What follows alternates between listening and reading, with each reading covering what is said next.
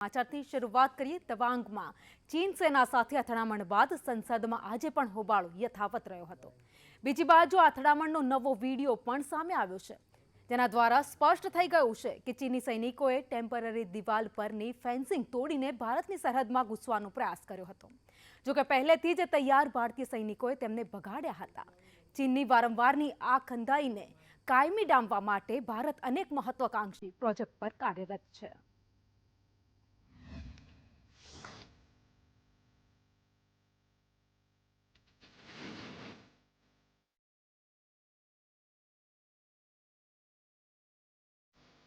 ખંધાઈ ખુલ્લી પડી। ચીનની વધુ એક વખત ખંધાઈ સામે આવી છે। જો કે ચીનને ફરીથી એકવાર ભારતના સૈનિકોએ જડબાતોડ જવાબ આપ્યો છે। ઘૂસણખોરી કરી રહેલા ચીની સૈનિકોને નાસી છૂટવાની ફરજ પડી છે। દરમિયાનમાં અમેરિકાએ ભારતને સમર્થન આપ્યું છે। અમેરિકી રક્ષા વિભાગના પેન્ટાગોન પ્રેસ સચિવ પેટ રાઇડરે કહ્યું કે અમે ભારતનું સમર્થન કરીએ છીએ। તેમણે બંને દેશોની સમયસરની પીછેહટ રાહતની વાત ગણાવી છે।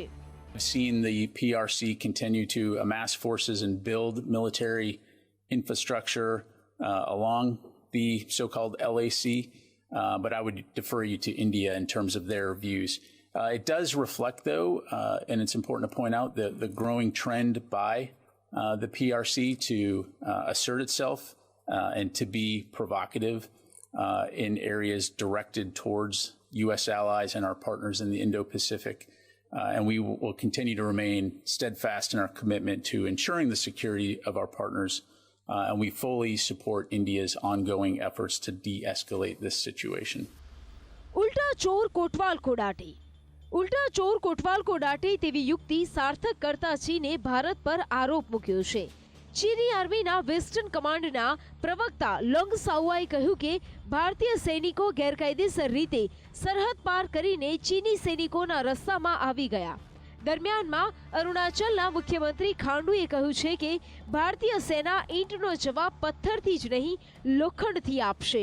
ભારતીય સેનાના નિવૃત્ત જનરલ મુકુંદ નરવણે ચીનની આ કાયમી કૂટનીતિ હોવાનું જણાવ્યું છે। તેમણે કહ્યું કે ચીન દર વર્ષે 2-3 વાર આવા પ્રયત્નો કરે છે, જો કે ભારતીય સેના તેની સામે સજ્જ છે। This is not only of 2020, they try to come every year. And every year they make 2-3 such attempts to come and they're rebuffed every time. Is that the level that PLA has gone down to? Yeah. Hooliganism and street fighting? Or they're a professional 21st century army? On one side they try to show their technological prowess.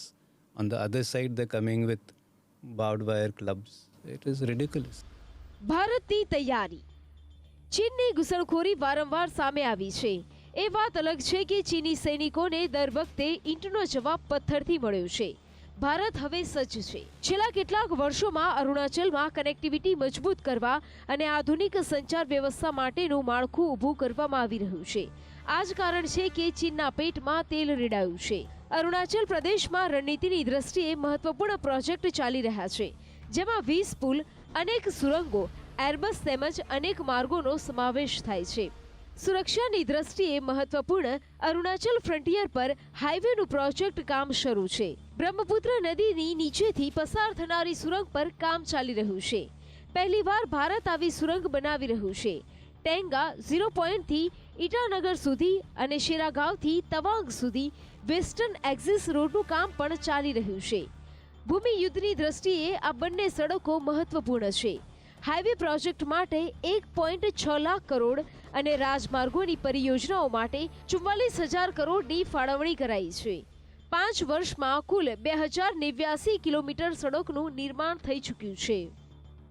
સરહદે ઇન્ફ્રાસ્ટ્રક્ચરની ઝાળ। સરકારી રિપોર્ટના આંકડાઓ પર નજર નાખીએ તો કેન્દ્ર સરકારે મંજૂર કરેલા 2319 કિલોમીટર લાંબા માર્ગ પૈકી 1150 કિલોમીટર સડક બની ગયા છે। અન્ય માર્ગોના કોન્ટ્રાક્ટ અપાઈ ગયા છે। તવાંગ અને પશ્ચિમ કામેંગ સુધીના 317 કિલોમીટરના માર્ગ પર બાલીપારા, ચારદ્વાર, તવાંગ પર સુરંગ બની રહી છે। એવા પુલ બનાવાઈ રહ્યા છે કે જેના પર લશ્કરના ભારે વાહનોની આરામથી આવન જાવન થઈ શકે। સૌથી મહત્વના અરુણાચલ ફ્રન્ટિયર હાઈવેનું કામ ઝડપભેર ચાલી રહ્યું છે। યુદ્ધ નીતિની દ્રષ્ટિએ આ માર્ગ સૌથી મહત્વપૂર્ણ છે, જેનાથી ભારતની તાકાત વધશે। 1465 કિલોમીટર લાંબો આ હાઈવે તવાંગની પાસે ભૂતાન તિબેટના ટ્રાન્ઝેક્શનના માર્ગો પરથી શરૂ થશે.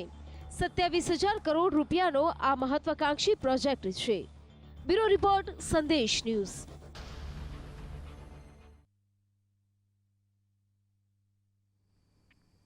અને આગળ વાત કરીએ બનાસકાંઠાના ધાનેરાથી અંધશ્રદ્ધાનો વરવો કિસ્સો સામે આવ્યો છે, જેમાં અંધશ્રદ્ધાનું એવું ભૂત ધૂણ્યું કે એક પરિવાર દેવાના ડુંગર નીચે દબાઈ ગયો.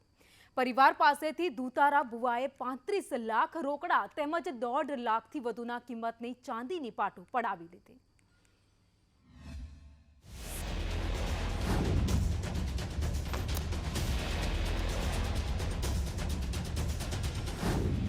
અંધશ્રદ્ધામાં લૂંટાયો પરિવાર. દુઃખ દૂર કરવાનું કહી ચલાવી લૂંટ. પરિવાર પાસેથી 35 લાખ રોકડા પડાવ્યા. રૂપિયા 1.70 લાખની ચાંદીની પાટો પડાવી. વિજ્ઞાન અને ટેકનોલોજીના જમાનામાં પણ અંધશ્રદ્ધા લોકોને પાયમાલ કરી રહી છે. લોકોની મજબૂરી અને દુઃખનો ફાયદો ઉઠાવી દુતારા ભુવાઓ લાખો રૂપિયાનો ચૂનો ચોપડી રહ્યા છે. આવો જ એક કિસ્સો બનાસકાંઠાના ધાનેરાથી સામે આવ્યો છે. ધાનેરાના ગોલ ગામે 5 પાખંડીઓએ એક પરિવાર પાસેથી 35 લાખ રોકડા તેમજ 1,70,000ની ચાંદીની પાટો પડાવ્યાનું સામે આવ્યું છે. પાખંડી ભુવાઓએ પરિવારને અંધશ્રદ્ધાથી ડરાવી તેમને પોતાની માયા જાળમાં ફસાવ્યા. પીડિતને 4 દીકરીઓ હોવાથી કોઈએ માતા મૂકી છે એટલે તમારે દીકરો નહીં થાય અને કોરોનામાં મૃત્યુ પામેલા માતાને પ્રકોપ ગણાવી પરિવારને ફસાવ્યો હતો. ત્યારબાદ આ બધામાંથી મુક્તિ માટે તેમની પાસે વિધિના નામે 1 કરોડ રૂપિયાની માંગણી કરી હતી. પરિવારે રૂપિયા વ્યાજે લઈને વિધિ કરાવ્યા બાદ રૂપિયા પરત માંગતા તેમને તંત્ર મંત્રથી મારી નાખવાની આ ધૂતારાઓએ ધમકી આપી. પરિવારને જ્યારે છેતરાયા છે તેવી જાણ થઈ ત્યારે તેમણે પોલીસ ફરિયાદ નોંધાવી. પરિવારે વિધિ દરમિયાન ઉતારેલા વિડીયો પણ પોલીસને સોંપ્યા. અને ભૂપે કીધું કે અમારી માતાએ 82 વર્ષ પહેલાં મિલી એટલે તારે દીકરાને થાય અને જે આ કોરોનામાં ગાયને બીજીને મરી તો કે આ ગાય અમારી માતા મારે એટલે એનાથી ખોટા બ્રહ્મા લાવી અને કે અમે તમારે વિધિ કરો તો થશે એટલે આ એને દીકરી લાલચમાં પશુઓની લાલચમાં આવી અને આ એને ભોપરી જાળમાં ફસાયા. તો પહેલા પણ ગુજરાત અને દેશમાં અનેક અંધશ્રદ્ધાની ઘટનાઓ બની છે કે જેણે સભ્ય સમાજને હચમચાવી નાખ્યા છે. ગીર સોમનાથના તાલાલામાં એક પિતાએ પોતાની સગી 14 વર્ષની માસૂમ બાળકીની અંધશ્રદ્ધામાં બલિ ચડાવ્યાની ઘટના બની હતી, જેમાં દીકરીને બલિ ચડાવીને તેને તંત્ર મંત્રથી ફરી જીવિત કરવાનો પ્રયાસ કરવામાં આવ્યો હતો. તો કાળજુ કંપાવનારી બીજી ઘટના કેરળની છે. કેરળમાં આર્થિક મુશ્કેલીનો સામનો કરી રહેલા દંપતીએ અંધશ્રદ્ધામાં 2 મહિલાઓની બલિ ચડાવી હતી. આરોપીઓએ 2 મહિલાઓની બલિ ચઢાવી તેમના માંસ પણ ખાધા હતા. હાલ તો બંને કિસ્સાઓમાં પોલીસે આરોપીને જેલના સળિયા પાછળ ધકેલી દીધા હતા. મહત્વનું છે કે અંધશ્રદ્ધા મામલે વિજ્ઞાન જાથાના જયંત પંડ્યાએ જણાવ્યું કે અંધશ્રદ્ધા મામલે કોઈ કડક કાયદો ન હોવાથી આવા ધોતારાઓ ફૂલ્યા ફાલ્યા છે. આંતરિક છે એ મૂંઝાવરો છે જે સમાજના દ્રોહી છે અને એના સંપર્ક કરવાથી માનવીને ફાયદા કરતાં ગેરફાયદો વધારે થાય છે. આ એવી જ ઘટના છે.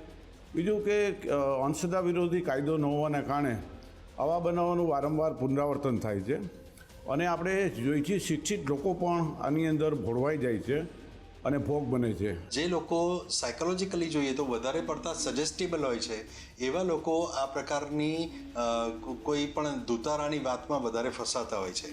એટલે આ એક એવી માનસિકતા છે કે જેની અંદર લોભ પણ હોય છે અને સજેસ્ટેબિલિટી પણ વધારે હોય છે. એટલે બંને જ્યારે ભેગા થાય ત્યારે આ પ્રકારનું વર્તન થતું હોય છે એવું ખાસ જોવા મળે છે. હું તમને બીજી પણ એક વાત કહું કે લોકોમાં આજકાલ ટ્રેન્ડ એવો પણ થઈ ગયો છે કે મોટિવેશનલ સ્પીકર્સ બધા જે છે એ લોકો એવું બતાવે છે કે અમે જે પ્રકારનું તમને કહીએ છીએ કે એનાથી તમે 2 દિવસમાં કે અમુક વખતમાં તમે મિલિયોનર થઈ જશો, તમે તમારા મનને ટ્રેન કરી શકો અને મિલિયોનર થઈ શકો. આ બધી વાત જે છે એ સાયન્ટિફિકલી એટલી સાચી નથી હોતી. ભલે અમુક લોકો દ્વારા કહેવામાં આવે તો એ પણ આનો જ એક હિસ્સો છે કે માણસની જે લાલચ અને લાલસા જે છે એને જ એ લોકો મટીરિયલાઇઝ કરે છે, એને જ એ લોકો એન્કેશ કરવાનો પ્રયાસ કરે છે.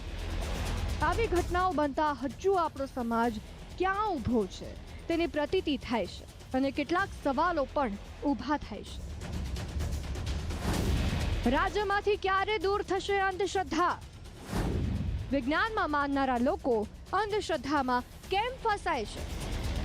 મહત્વનું છે કે અંધશ્રદ્ધાની આ માયાજાળમાં ન માત્ર અશિક્ષિત લોકો ફસાય છે, પરંતુ શિક્ષિત લોકો પણ ભોગ બની રહ્યા છે. ત્યારે સમાજમાં આવેલી જાગૃતિ જ આ દૂષણને નાથી શકે તેમ છે. વિધિ કરવાથી કોઈ દુઃખ દૂર ન થાય એ લોકોએ સમજવું પડશે. જો સમાજ આ નહીં સમજે તો અંધશ્રદ્ધાના નામે પૈસા અને જીવ લોકો ગુમાવતા જ રહેશે. બ્યુરો રિપોર્ટ, સંદેશ ન્યૂઝ.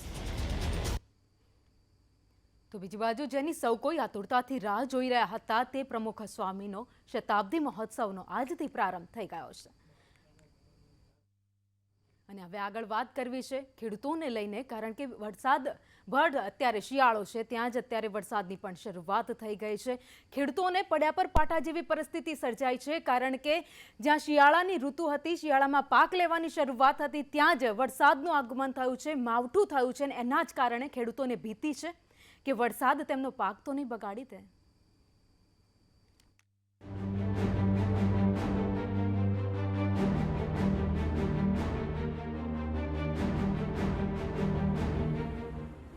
ગુજરાત પર આકાશી આફત. ગુલાબી ઠંડી વચ્ચે કમોસમી વરસાદ. 2 દિવસથી માવઠાનો માર. શિયાળુ પાકમાં નુકસાનની ભીતિ. ગુજરાતભરમાં ફૂલ ગુલાબી ઠંડી વચ્ચે કમોસમી વરસાદ શરૂ થયો છે. વેસ્ટર્ન ડિસ્ટર્બન્સની અસર અને બંગાળની ખાડીમાં લો પ્રેશર સર્જાતા કેટલાક વિસ્તારમાં કમોસમી વરસાદ પડી રહ્યો છે. હવામાન વિભાગે ગુરુવાર સુધી રાજ્યના અનેક વિસ્તારમાં માવઠું પડવાની આગાહી વ્યક્ત કરી છે, જેના કારણે ખેડૂતોની ચિંતામાં વધારો થયો છે. હવામાન વિભાગની આગાહી મુજબ દક્ષિણ ગુજરાત અને સૌરાષ્ટ્રમાં માવઠાની શક્યતા વધુ છે. मोस्टली जो लाइट ट्रेंड रहेगा साउथ गुजरात में, जैसे तापी, डांग, नवसारी, वलसाड, इवन नर्मदा में भी हो सकता है, सूरत में भी चांस है. और नॉर्थ गुजरात में अरावली, महिसागर में भी क्लाउडी रहेगा, लेकिन हल्की बारिश कहीं एक जगह में हो भी सकती है, बहुत कम बारिश होगा. इवन सौराष्ट्र में भी अमरेली, राजकोट, जूनागढ़ में एक जगह में लाइट ट्रेंड हो सकती है. आज और कल के लिए गुजरात रीजन में रहेगा. सौराष्ट्र के लिए सिर्फ अगले 24 आवर्स के लिए कल से होने का संभावना नहीं है सौराष्ट्र में. ગુજરાતમાં બદલાયેલા હવામાન માટે હવામાન વિભાગના ડાયરેક્ટર મનોરમા મોહંતીએ જણાવ્યું છે કે અરબ સાગર પરથી ભેજવાળી હવા આવતા ગુજરાતના વાતાવરણમાં પલટો આવ્યો છે. अभी जो बारिश का वजह है कि अभी एक well marked low pressure area Arabian sea में है, उसकी जो एक्सटेंडेड ट्रॉफ के कारण से थोड़ा सा उसका जो इम्पैक्ट की वजह से हमारा जो गुजरात का ऊपर जो विंड का दिशा जैसे साउथ ईस्टर्ली, कहीं कहीं जगह में सर्दर्ली भी हो रहा है, उसके कारण से मॉइस्चर अरबियन सी से आ रहा है, उसके कारण से लाइट रेन होने का संभावना है. હાલમાં ગુજરાતના 4 જિલ્લા અને તેની આસપાસના વિસ્તારમાં માવઠા સમાન મુશ્કેલી પડી રહી છે, જેમાં ભાવનગરના મહુવા, તળાજા સહિત આસપાસના વિસ્તારમાં કમોસમી વરસાદ પડી રહ્યો છે. પંચમહાલના શહેરા તેમજ આજુબાજુના વિસ્તારમાં સવારથી કમોસમી વરસાદ જોવા મળી રહ્યો છે. મધ્ય ગુજરાતના ખેડામાં પણ માવઠું જોવા મળ્યું તો આણંદમાં પણ કમોસમી વરસાદે ખેડૂતોની મુશ્કેલી વધારી છે. કમોસમી વરસાદને કારણે ખેતરમાં ઉભેલા પાક પર આફત આવી છે. રાજગરો, રાયડો, કપાસ, મગફળી અને ડુંગળીના પાકમાં નુકસાનની ભીતિ છે. અચાનક કમોસમી વરસાદ ખાબકતા કપાસના છોડ અને તુવેરના છોડ નમી પડ્યા છે. ગત ચોમાસાના સમયમાં ભારે વરસાદને કારણે ખેતીમાં નુકસાન થયું હતું, ત્યારે વ્યાજે કે ઉછીના નાણાં લાવીને માંડ માંડ શિયાળુ પાક માટે ધરતીપુત્રોએ ખેતરમાં દવા તેમજ ખાતર નાખી ખેતીમાં સુધારો કર્યો હતો. પરંતુ કમોસમી વરસાદથી ખેડૂતોની ખેતીમાં ફરીથી ભારે નુકસાન વેઠવાનો વારો આવ્યો છે. ખેડૂતોને પોતાની ખેતી નિષ્ફળ જવાની ભીતિ સતાવી રહી છે. તો માવઠાને લઈને રાજ્ય સરકારે પણ ચિંતા વ્યક્ત કરી છે. કૃષિમંત્રી રાઘવજી પટેલે કમોસમી વરસાદ પ્રભાવિત વિસ્તારોમાં જિલ્લા ખેતીવાડી અધિકારી તેમજ ખેતીવાડી નિયામકને સર્વે કરવાના આદેશ આપ્યા છે. કમોસમી વરસાદના કારણે આવી સ્થિતિ ઊભી થાય કે ખેડૂતોને નુકસાન થાય એ સ્વાભાવિક છે. અમે આ બાબતે અમારા જિલ્લા ખેતીવાડી અધિકારીશ્રીઓને ખેતી નિયામકશ્રીને સૂચના આપી છે કે જે વિસ્તારોમાં કમોસમી વરસાદ કે માવઠું થયું હોય ત્યાંની ખેતીવાડીની સ્થિતિને જે કોઈ અસર થઈ હોય એની તપાસ કરી તાત્કાલિક સરકારશ્રીને રિપોર્ટ કરે. હાલ તો માવઠાના કારણે ખેડૂતોને જો નુકસાન થાય તો સરકારે મદદ કરવાની તૈયારી દર્શાવી છે. પરંતુ નુકસાનીના સર્વેમાં ખરેખર કેટલા ખેડૂતોને રાહત મળે છે તે તો સમય બતાવશે. પરંતુ હાલમાં જે સ્થિતિ નિર્માણ પામી છે તે ખેડૂતો માટે આફત સમાન છે. તો આ સાથે હવામાન વિભાગે આગાહી કરી છે કે 2 દિવસ બાદ ગુજરાતમાં કાતિલ ઠંડીની શરૂઆત થશે. બ્યુરો રિપોર્ટ, સંદેશ ન્યૂઝ. તો ગુજરાતમાં માવઠાનો માર સહન કરી રહેલા ખેડૂતોને ખાતરના અછતથી ડબલ માર સહન કરવાનો વારો આવ્યો છે. માવઠાની મુશ્કેલી બાદ રાજ્યમાં કેટલાક જગ્યા પર ખાતરના અછતની ફરિયાદો ઉઠી છે.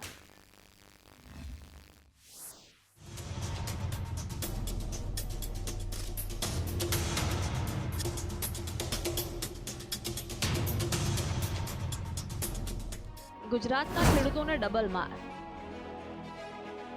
માવઠા બાદ ખાતરની અછત. રવિ પાક પર ખાતરનું સંકટ. જરૂરિયાત પ્રમાણે નથી મળી રહ્યું ખાતર.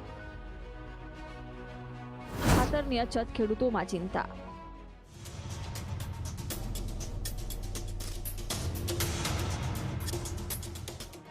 માવઠાના એક પછી એક મારના કારણે રવિ પાક પર પહેલા જ સંકટના વાદળ ઘેરાયા છે. ત્યારે હવે ખાતરની અછતે ખેડૂતોની મુશ્કેલી ડબલ કરી દીધી છે. રવિ પાકમાં વાવેતરના વિકાસ અને સારી ઉપજ માટે હાલમાં ખાતરની વધારે જરૂર છે. ત્યારે હાલમાં ખેડૂતોને ખાતર માટે વલખા મારવા પડી રહ્યા છે. પંચમહાલ જિલ્લામાં ખાતરની દુકાનો ઉપર ખાતર નથી ના પાટિયા ઝૂલી રહ્યા છે. અને મહામૂલી ખેતી માટે ગામડાઓમાંથી શહેરમાં ખાતર લેવા આવેલા ખેડૂતો વિલા મોઢે ખાતર નથીના બોર્ડ જોઈ પરત ફરી રહ્યા છે. યુરિયા ખાતરની ખૂબ અછત છે. અત્યારે ઘઉંના પાકમાં અને બીજા પાકોની અંદર, રવિ પાકની અંદર યુરિયા ખાતરની ખૂબ જરૂરિયાત છે. પરંતુ ઠેર ઠેર જે યુરિયાના ડેપો છે ત્યાં આગળ ખાતર માટે ખેડૂતો વલખા મારે છે અને એના બોર્ડ પણ મૂકી દીધા છે કે ખાતરનો સ્ટોક નથી.